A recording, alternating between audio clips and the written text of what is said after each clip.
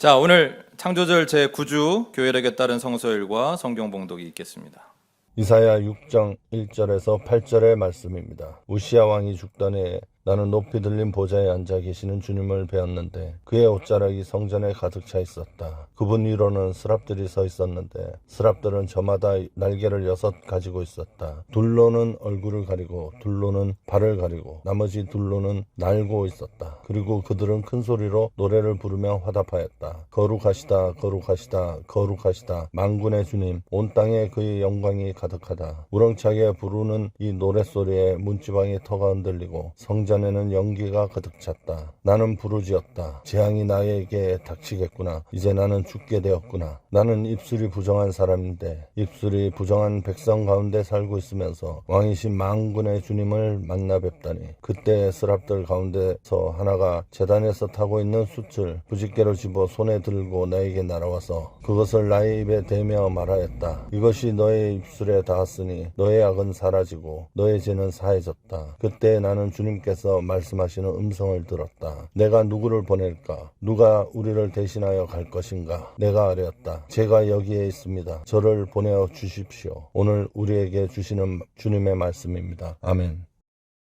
시편 40편 5절에서 10절의 말씀입니다. 주 나의 하나님, 주님께서는 놀라운 일을 많이 하시며 우리 위한 계획을 많이도 세우셨으니 아무도 주님 앞에 이것들을 열거할 수 없습니다. 내가 널리 알리고 전파하려 해도 이루 헤아릴 수도 없이 많습니다. 주님께서는 내 두 귀를 열어주셨습니다. 주님은 제사나 예물도 기뻐하지 아니합니다. 번제나 속죄제도 원하지 않습니다. 그때 나는 주님께 아뢰었습니다. 나에 관하여 기록한 두루마리 책에 따라 내가 지금 왔습니다. 나의 하나님, 내가 주님의 뜻 행하기를 즐거워합니다. 주님의 법을 제 마음속에 간직하고 있습니다. 나는 많은 회중 앞에서 주님께서 나를 구원하신 기쁜 소식을 전합니다. 주님께서 아시듯이 내가 입을 다물고 있지 않을 것입니다. 나를 구원하신 주님의 의의를 나의 가슴속에 묻어두지 않았고 주님의 성실하심과 구원을 말합니다. 주님의 한결같은 사랑과 그 미쁘심을 많은 회중 앞에서 감추지 않을 것입니다. 오늘 우리에게 주시는 주님의 말씀입니다. 아멘.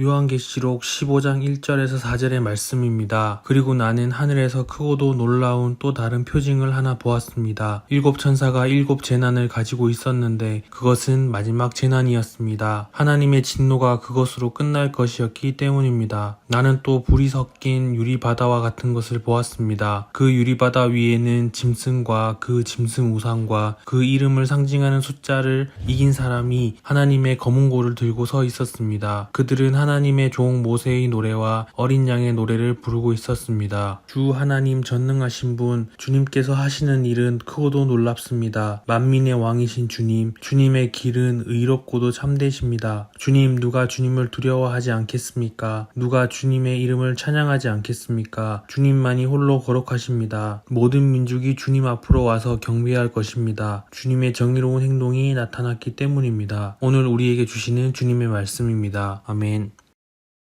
요한복음 8장 12절에서 20절의 말씀입니다. 예수께서 다시 그들에게 말씀하셨다. 나는 세상의 빛이다. 나를 따르는 사람은 어둠 속에 다니지 아니하고 생명의 빛을 얻을 것이다. 바리새파 사람들이 예수께 말하였다. 당신이 스스로 자신에 대하여 증언하니 당신의 증언은 참되지 못하오. 예수께서 그들에게 대답하셨다. 비록 내가 나 자신에 대하여 증언할지라도 내 증언은 참되다. 나는 내가 어디에서 와서 어디로 가는지를 알고 있기 때문이다. 그러나 너희는 내가 어디에서 왔는지도 모르고 어디로 가는지도 모른다. 너희는 사람이 정한 기준을 따라 심판한다. 나는 아무도 심판하지 않는다. 그러나 내가 심판하면 내 심판은 참되다. 그것은 내가 혼자 있는 것이 아니라 나를 보내신 아버지께서 나와 함께 하시기 때문이다. 너희의 율법에도 기록하기를 두 사람이 증언하면 참되다 하였다. 내가 나 자신에 대하여 증언하는 사람이고 나를 보내신 아버지께서도 나에 대하여 증언하여 주신다. 그러자 그들은 예수께 물었다. 당신의 아버지가 어디에 계십니까? 예수께서 대답하셨다. 너희는 나도 모르고 나의 아버지도 모른다. 너희가 나를 알았더라면 나의 아버지도 알았을 것이다. 이것은 예수께서 성전에서 가르치실 때에 헌금궤가 있는 데서 하신 말씀이다. 그러나 그를 잡는 사람이 아무도 없었다. 그것은 아직도 그의 때가 이르지 않았기 때문이다. 오늘 우리에게 주시는 주님의 말씀입니다. 아멘.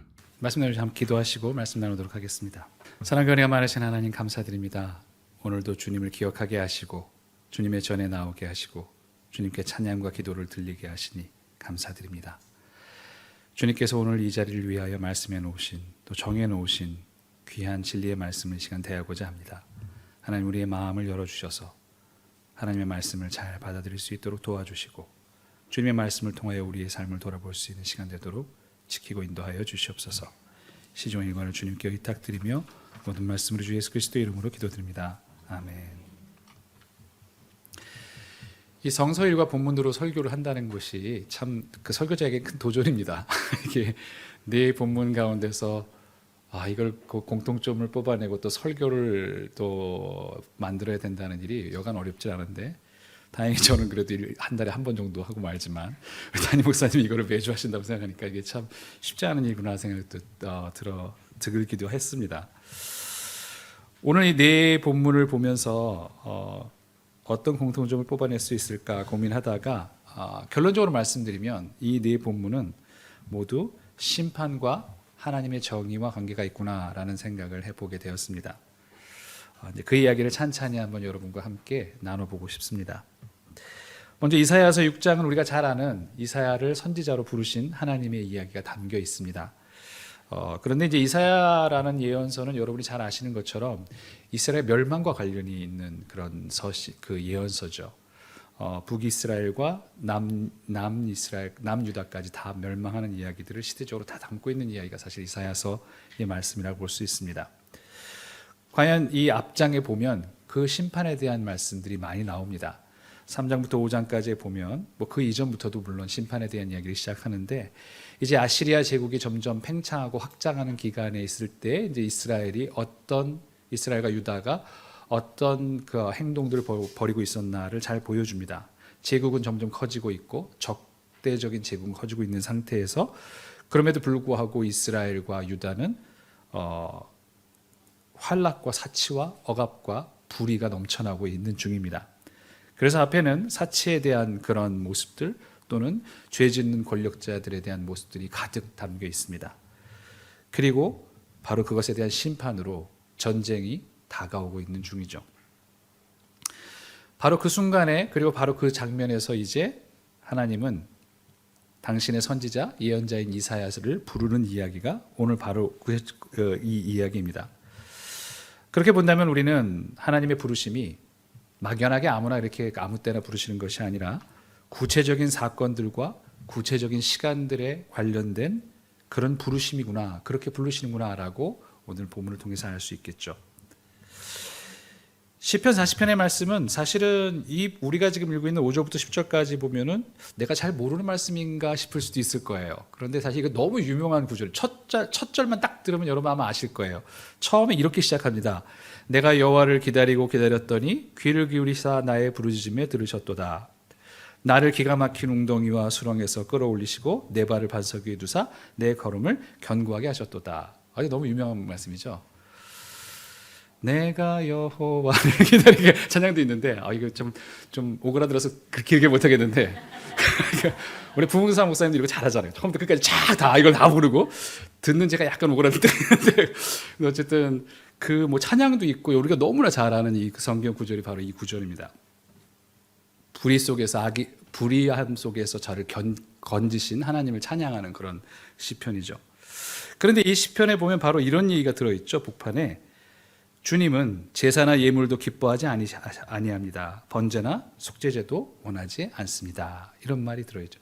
하나님은 번제나 속죄제, 제사나 예물을 기뻐하지 않으신다는 말씀은 딱 들으면 우리는 떠오르는 성경 구절이 몇 군데 있습니다. 아마 제일 처음에 떠오르는 것이 사무엘의 얘기가 아닐까 싶어요. 사무엘과 사울 왕의 이야기에서 하나님이 원하시는 것이 무엇이냐, 제사를 원하시냐. 하나님께서 사울 왕에게 아말렉을 진멸하라라고 말씀하셨는데 사울은 진멸하지 않고 좋은 가축을 남겨놨었죠. 자기를 위해서 남겨놨다가 나중에 또 변명을 합니다. 하나님을 위해서 제물을 드리려고 남겨놨습니다. 그 이야기를 그 사울의 위선을 사무엘은 질책하면서 사무엘상 15장 22절에서는 우리가 너무나 잘 아는 그 말씀을 들려줍니다. 주님께서 어느 것을 더 좋아하시겠습니까? 주님의 말씀에 순종하는 것이 아니겠습니까? 순종하시는 것이겠습니까? 아니면 번제나 화목제를 드리는 것이겠습니까? 잘 들으십시오. 순종이 제사보다 낫고 말씀을 따르는 것이 숫양의 기름보다 낫습니다. 너무 우리가 잘 아는 구절이죠. 하나님을 순종하는 것이 제사보다 낫다라는 말씀을 드립니다.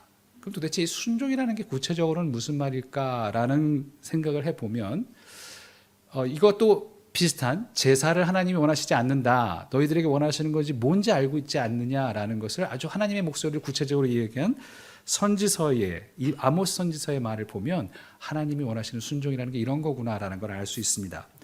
아모스 5장 21절에서 24절도 너무 우리에게 잘 알려진 또 우리가 이 제사와 관련해서 하나님이 원하시는 게 그런 게 아니다라는 것에 의해서 떠올리는 본문이죠. 나는 너희가 벌이는 절기 행사들이 싫다. 역겹다. 너희가 성회로 모여도 도무지 기쁘지 않다. 너희가 나에게 번제물이나 곡식제물을 바친다 해도 내가 그 제물을 받지 않겠다. 너희가 화목제로 바치는 살찐 짐승도 거들떠 보지 않겠다. 시끄러운 너의 노랫소리를 나의 앞에서 집어치워라. 너의 검은 것 소리도 나는 듣지 않겠다. 너희는 다만 공의가 물처럼 흐르게 하고 정의가 마르지 않는 강처럼 흐르게 하여라 라고 말을 합니다. 이것으로 우리가 하나님께서 원하시는 순종이 무엇인지는 분명해집니다. 내가 언제 제물이나 제사나 화목제나 번제제를 원했느냐. 내가 너에게 원한 것은 정의를 행하고 공의를 행하는 것 그것뿐이다 라고 말씀을 하십니다. 요한계시록에 있는 말씀도 마찬가지죠. 이제 마지막 재난을 앞둔 장면을 묘사합니다. 대심판의 프롤로그인 거죠. 마지막 심판의 프롤로그 장면이 바로 오늘 계시록의 말씀입니다. 이제 마지막 재난을 7개의 재난을 천사가 7재난을 가지고 있는 7대접을 들고 있는 그 모습이 바로 오늘의 이야기입니다. 요한복음의 8장은 아예 예수님이 이렇게 말씀하시죠. 내가 심판하면 내 심판은 참되다. 심판에 있는 말씀을 던져줍니다. 그리고 의에 대한 말씀도 더불어 던져줍니다. 우리가 읽지는 않았지만 시편에 보면 원하지 않는 하나님께서 원하시는 건 번제나 속죄가 아니다라고 말하지만 10절에서도 이렇게 얘기하죠. 나를 구원하신 하나님의 의를 나의 가슴속에 묻어주지 않았다. 하나님의 의, 나를 구원하신 건 하나님의 정의였다라고 그렇게 이야기를 합니다. 계시록 또한 심판을 배경으로 하고 있으면서 3절에 보면 마지막에 그런 말을 하죠. 주님의 길은 의롭고 참되십니다.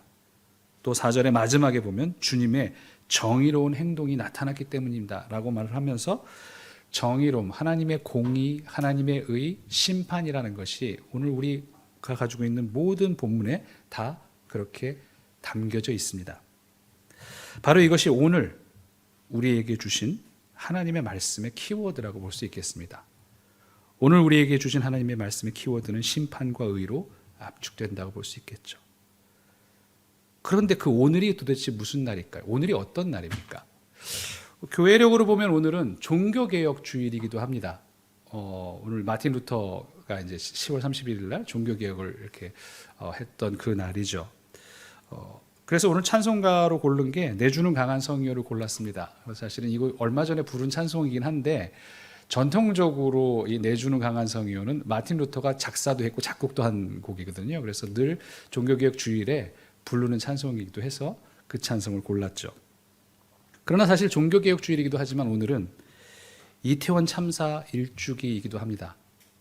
바로 딱 오늘이 이태원 참사 1주기였어요. 선진국이라고 자처하는 우리나라에서 선진국의 한 수도 한복판에서 159명이 안전사고로 목숨을 잃었습니다.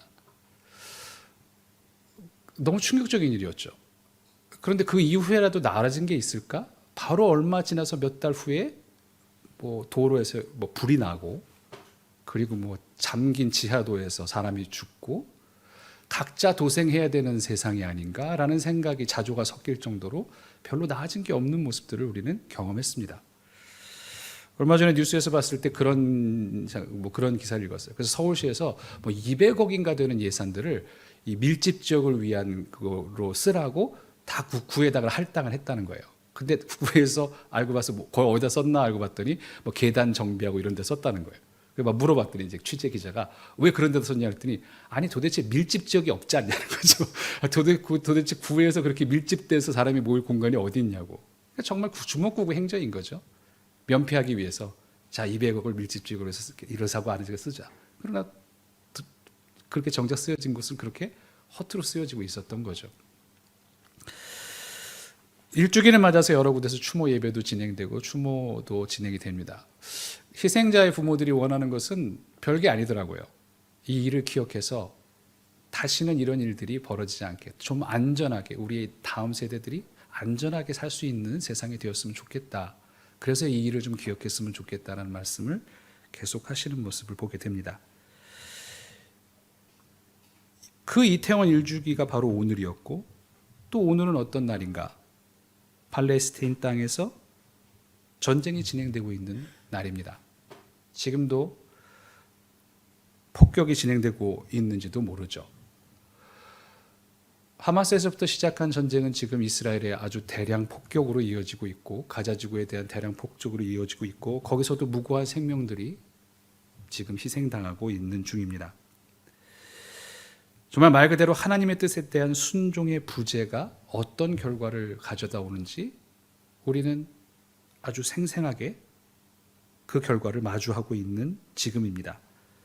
공의와 정의의 실천의 부재가 어떤 결과를 낳는지를 똑똑히 마주하고 있는 날이 바로 오늘입니다. 이사야를 부르신 하나님은 비슷하게 종교개혁 시대에 루터를 부르셨죠. 사실 우리가 근데 종교적인 측면만 생각해서 종교개혁에 대한 그 종교적인 개혁에 대한 것만 생각을 하고 개신교의 탄생에 대해서만 관점에서만 그 시대를 바라보지만 사회적으로 바라봤을 때 그 시대는 굉장한 사회적 모순과 혼란과 억압과 착취가 있었던 시대였습니다. 말하자면 한마디로 하면 불의가 관영했던 시대였어요. 그게 어떻게 알 수 있냐면 실제로 루터가 종교개혁을 했을 때 그 당시에 농민 전쟁이 일어났습니다. 농민들이 도저히 이 귀족들의 억압과 착취에 견딜 수가 없다고 해서 낫과 괭이를 들고 일어나서 전쟁을 벌인 거죠. 근데 이때 사실 루터는 굉장히 보수적인 입장을 취했습니다. 그래서 사실 어떻게 보면 역사의 오점이라고 볼 수 있는데 뭐 자기의 어떤 그런 신앙 때문인지 무엇 때문인지 모르지만 오히려 그렇게 들고 일어났던 그 농민들을 향해 아주 거의 저주에 가까운 말을 퍼붓고 이 귀족들과 영주들의 편을 들었었거든요. 그걸 보고 그 당시에 있었던 토마스 뮌처라는 그 목사님은 또 아주 신랄하게 그 루터를 비판했던 일도 있습니다. 그래서 토마스 뮌처는 항상 거기에 대한 반대되는 농민들 전쟁에 함께 섰던 사람으로 늘 이름이 함께 거론되는 사람이기도 합니다. 그런 일들이 벌어졌던 상황이었던 거죠. 종교개혁 이후는 그러면 더 괜찮아졌냐? 우리는 종교개혁 이후는 개신교가 갈라졌다라는 것으로만 알고 있지만 그 사회가 어떻게 됐습니까? 그때부터 이제부터 뭐가 발발했냐면 30년 전쟁이라는 게 발발했어요. 30년 전쟁은 여러분이 아시는 거죠. 그때부터 이제 개신교 측에 있는 나라들과 가톨릭 측에 있는 나라들이 붙어서 거의 뭐 좀 제대로 된 의미의 처음의 세계대전이라고 그렇게 보는 사람도 있더라고요. 그 전쟁이 30년 동안 벌어졌습니다. 그 전쟁은요, 역사가들이 평가하기를 유럽 역사상, 유럽이 아니라 인류 역사상 가장 잔혹하고 가장 많은 사상자를 낸 전쟁이었다고 합니다.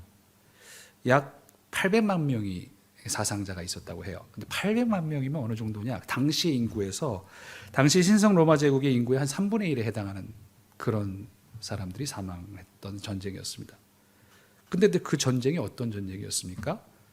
종교 전쟁이었어요. 기독교 국가가 서로를 향해서 기독교인들이 서로를 향해서 총칼을 들었던 전쟁이 바로 그게 30년 전쟁이었습니다. 지금의 팔레스타인의 전쟁도 본질상 그것과 다르지는 않다는 생각이 듭니다.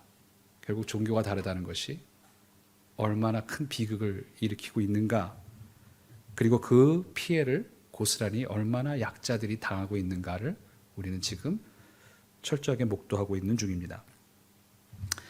세상은 평화 원하지만 전쟁의 소문 더 늘어간다. 사실 여기까지만 설교 제목으로 잡을까 생각도 해봤습니다. 그러면 그 다음은 원래는 세상을 평화 원하지만 여기까지만 잡으려고 했거든요. 그러면 자연스럽게 뒤가 나올 테니까요.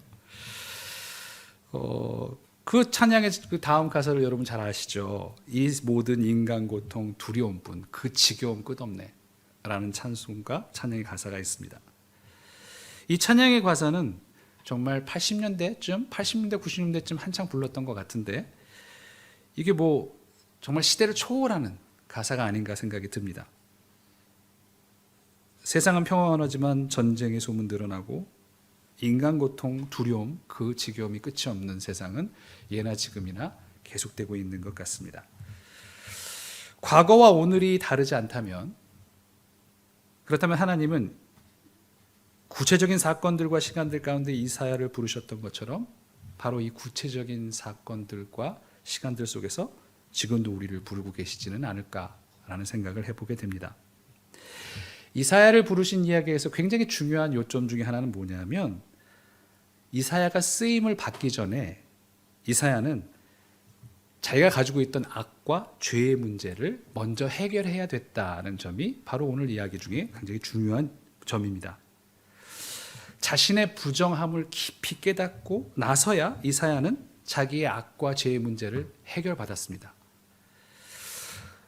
이것은 자신의 부정함에 대한 통렬한 인식이야말로 부르심에 합당한 준비구나라는 것을 우리에게 잘 보여주는 이야기입니다. 우리도 마찬가지겠죠. 이렇게 불의가 넘쳐나는 세상에서 먼저 우리의 자신의 악이 제거받고 먼저 우리 자신의 죄가 용서받아야 할 것입니다. 나의 부정함은 뭘까? 나의 부정하다고 통렬하게 깨달았던 이사야가 통렬하게 깨달았던 그 부정함이 도대체 지금 오늘 우리의 부정함은 도대체 무엇일까? 어쩌면 그것은 다름 아니라 나의 무관심과 나의 눈돌림일지도 모르겠습니다. 어쩌면 이렇게 불의가 관영한 세상에서 평온한 일생을 지내고 있다는 것, 평안한 일상을 누리고 있다는 것이 나의 부정함일지도 모르겠다는 생각을 해보았습니다. 그럴 수도 모르겠습니다. 우리가 이렇게 편안하게 평온하게 지내고 아무 일 없이 이렇게 지내는 것이 어쩌면 그게 가장 큰 부정함이 아닐까. 세상은 평화 원하지만 전쟁의 소문도 늘어간다. 이 모든 인간 고통 두려움뿐 그 지겨움 끝없네. 그러나 이 절망적인 찬양의 가사 뒷말을 우리는 알고 있습니다. 그러나 주 여기 계시니. 그러나 주님께서는 여기 계시다 라고 찬양은 우리에게 가르쳐 줍니다. 그 주님은 아마 오늘 우리를 부르고 싶어 하시는지 모르겠습니다. 그렇다면 우리도 그 부르심에 합당한 준비를 할 수 있어야 되지 않을까. 나의 부정함을 깨닫고 주님 앞에 서서 나의 악과 나의 죄가 먼저 씻음을 받아야 되지 않을까. 그 부르심에 합당한 준비를 할 수 있는 저와 여러분 되시기를 주님의 이름으로 축원합니다. 기도하시겠습니다. 하나님, 우리의 안온한 삶이 우리의 부정함은 아닐지 이 시간 돌이켜봅니다.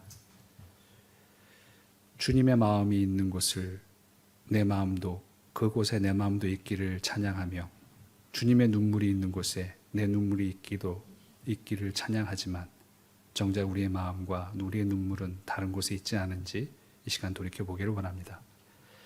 세상에 넘쳐나는 이 불의와 전쟁 속에서 눈을 돌리지 않도록 하시고 주님께서 우리를 부르시기를 원하신다는 사실을 잊지 않도록 인도하여 주시옵소서. 이사야처럼 우리의 부정함을 바라보게 하시고 우리의 죄와 악을 먼저 떠나낼 수 있도록 도와주시옵소서. 우리의 약함을, 우리의 믿음 없음을 성령으로 도와주시옵소서. 모든 말씀 우리 주 예수 그리스도의 이름으로 기도드립니다. 아멘.